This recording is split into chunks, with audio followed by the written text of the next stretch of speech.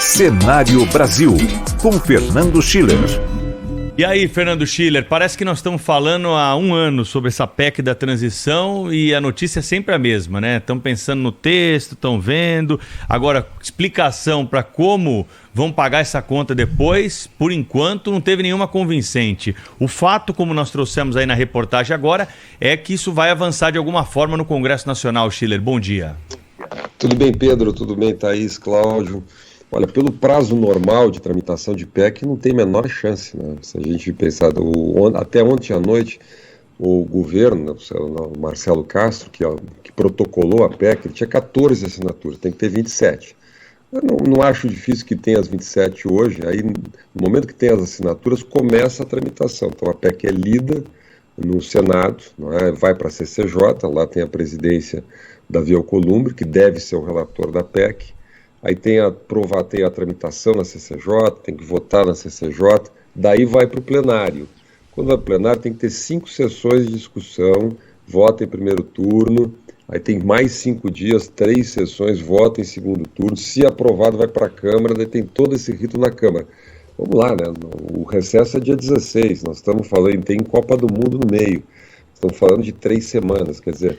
Se for pelo prazo normal, não passa isso, não tem a menor chance. Não é? Obviamente o governo tem como encurtar isso, não é? Fazer votações expressas, não é? Encurtar esses prazos a partir de decisões de plenário. Não é bom, né? Nós estamos falando de uma PEC de 200 bilhões de reais, não é? Uma PEC de baixíssimo consenso. O próprio fato, eu estava olhando as assinaturas, essas 14 assinaturas que o governo conseguiu, é a base mais... fechada, né? São basicamente senadores do PT, do PSB, da Rede, não é? Então, quer dizer, são senadores muito fechados com o presidente Lula.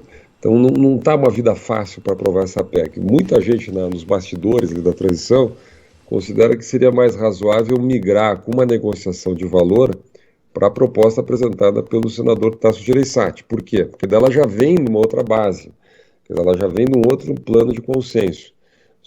E a minha impressão é que aqui tem a famosa negociação, você joga alto para negociar algum valor intermediário aí, né? Quer dizer, então o senador Tasso Gereissati fala em 80, o governo quer perto de 200, vamos chegar lá no valor aí de 120, 130 bi, que é um valor considerado intermediário e que serve para o governo, né?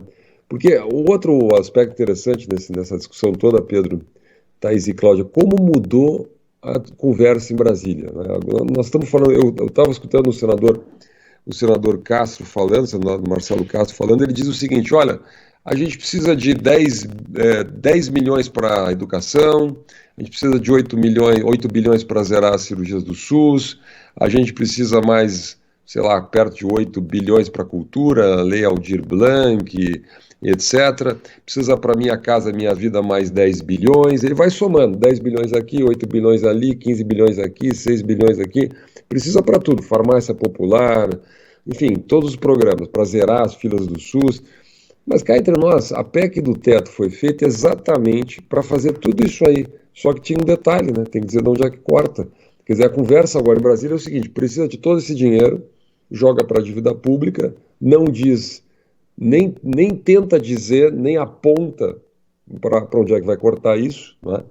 E ainda faz uma PEC gigantesca, né? Porque ela bota o seguinte lá, vamos lembrar, ela bota 6,5% do excesso de arrecadação do ano anterior, que se calcula aí 23 bilhões, para investimento.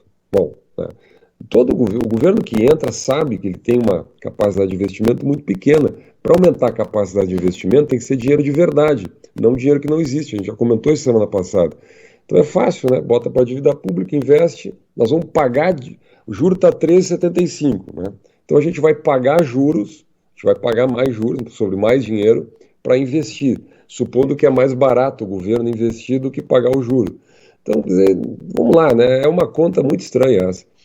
Se o governo primeiro tivesse apontando alguma reforma, dizendo, olha, nós vamos, alguma delas, tem um enorme cardápio de reformas para ser feita, eu citei algumas semana passada aqui, PEC nos penduricalhos, reforma administrativa, enfim, alguma redução aí das emendas de relator. Se falou tanto no orçamento secreto durante a campanha, o assunto sumiu do mapa, simplesmente não se fala mais nisso. Aliás, a nossa mídia é impressionante, né, Thaís, Cláudio e Pedro? Se falava tanto, todo dia do orçamento secreto, o escândalo, maior que o mensalão. Eu ouvi, olha, de muita gente falando que era maior que o mensalão, o maior escândalo de corrupção da história do Brasil. Sumiu, não se fala mais nada, não há uma linha, não há nenhuma cobrança em cima do governo que entrou, que fez toda a campanha atacando o orçamento secreto. Agora, a palavra orçamento secreto saiu do radar e o orçamento secreto está lá.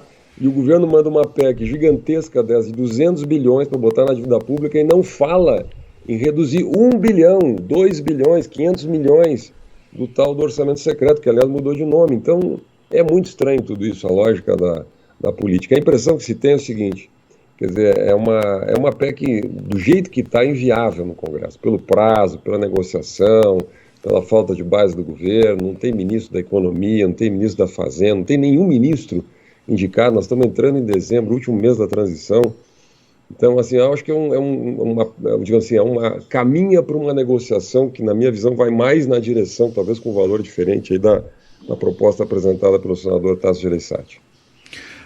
Schiller, o presidente eleito, né, ele mandou o Marcelo Castro apresentar logo essa PEC, até para colocar o bode na sala. Isso é uma antiga estratégia, né? Ponha lá, vamos criar o problema e resolvê-lo. Eu acho que, sob esse aspecto, está correto isso, né?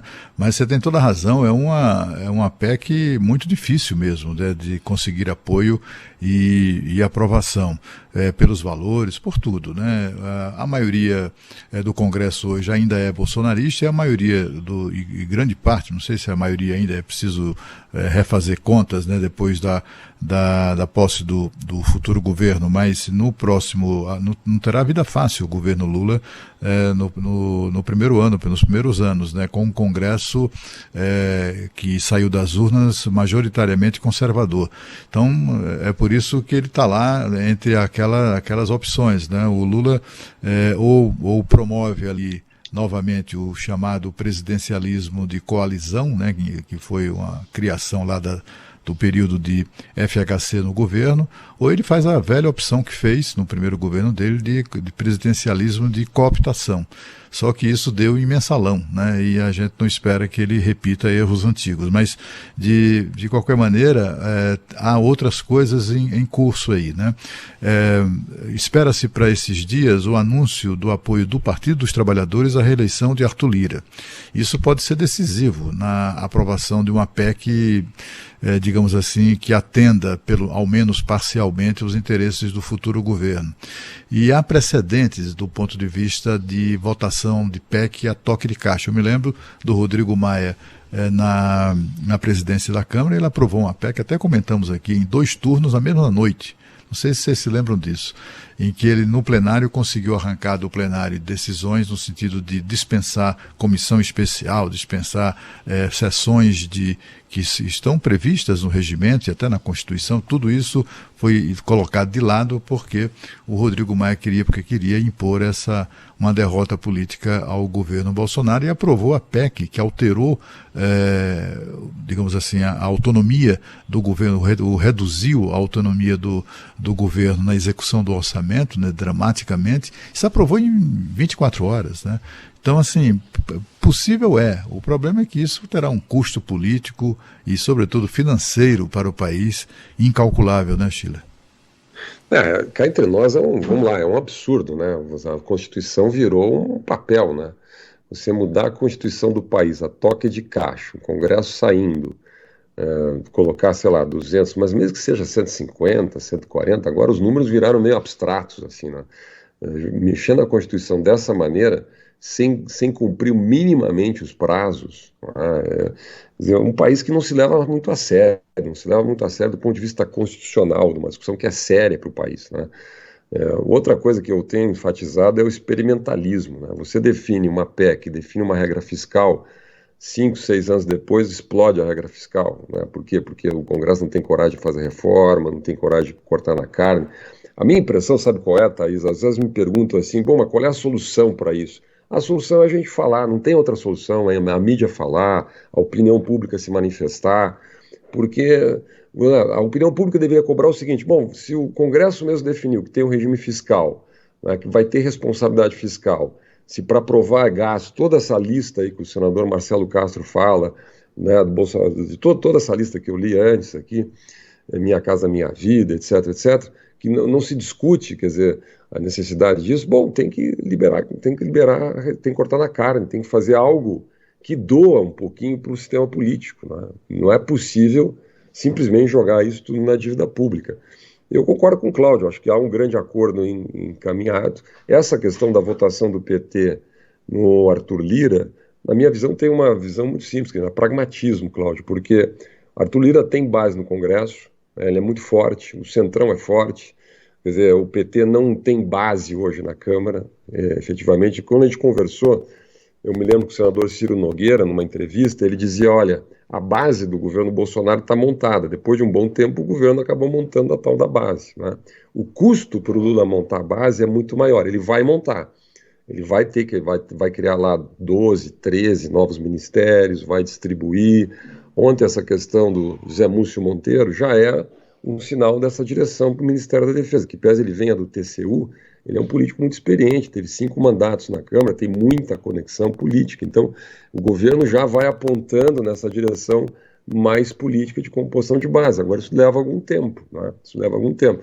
Então, a minha impressão é que essa PEC sai mais magrinha do que está entrando a partir dessa proposta ontem aí, protocolada pelo Marcelo Castro. Schiller, a chegada de Lula a Brasília e a mensagem que é dada pelo presidente eleito de que ele está, a partir de agora, lidando diretamente com a transição, faz alguma diferença para o bem ou para o mal?